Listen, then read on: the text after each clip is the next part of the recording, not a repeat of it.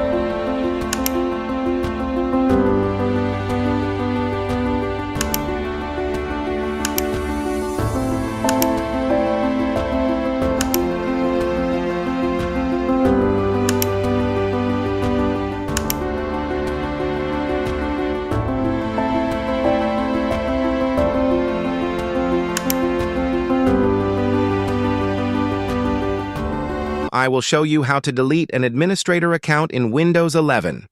How do you do this? Let's follow these simple steps.